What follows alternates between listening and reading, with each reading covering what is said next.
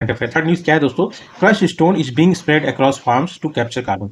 ये एक्चुअली क्या फार्मर्स क्या कर रहे हैं ना, अपने जो मतलब खेत होता है, खेत के ऊपर ना स्टोन फेंक रहे हैं क्रश करके, मतलब पाउडर फॉर्म में। इससे क्या होगा, वो कार्बन को कैप्चर करेंगे और जब बारिश होगी तो वहां पे मतलब नेचुरल मतलब वेदरिंग होगी, जिसके कारण से कार्बन क्या है कि मतलब धीरे धीरे करके उसमें से खत्म हो जाएगा। ठीक है, मतलब एक फॉर्म में कन्वर्ट हो जाएगा जो दिक्कत नहीं करेगा। ठीक है, बस ये जान लीजिए। अब ये इसमें प्रोसेस कौन सा यूज कर रहे हैं, प्रोसेस है दोस्तों इनहेंस्ड रॉक वेदरिंग।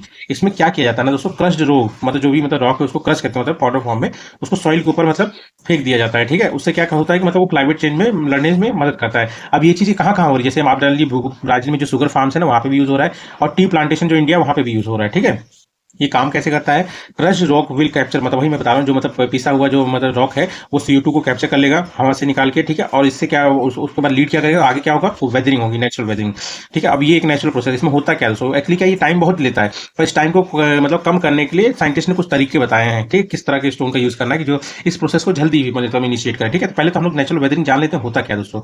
ठीक है, नेचुरल वेदरिंग मतलब जैसे कि ये मतलब रॉक ने CO2 मतलब कैप्चर कर लिया एयर से, तो फिर जब बारिश होगी, when rain water mixes with CO2 from air और सॉइल, मतलब जो सॉइल में मतलब CO2 कैप्चर किया है इन पाउडर फॉर्म ने, उसका सर जब मतलब जैसे पानी मिलेगा तो वो कार्बोनिक एसिड बन जाएगा।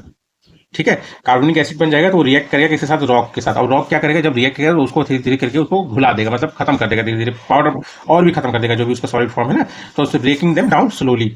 During this process carbon gets locked. अब इससे क्या होगा, मतलब कार्बन उसमें लॉक हो जाएगा, किस फॉर्म में, एक बाइकार्बोनेट फॉर्म में, which eventually turns into limestone, जो बाद में एक लाइमस्टोन के रूप में बन जाता है, सॉलिड रॉक के रूप में। ठीक है, अब जब वो एक जगह बन गया तो फिर दिक्कत क्या है, फिर वैसे तो मतलब दिक्कत होगी नहीं, है ना।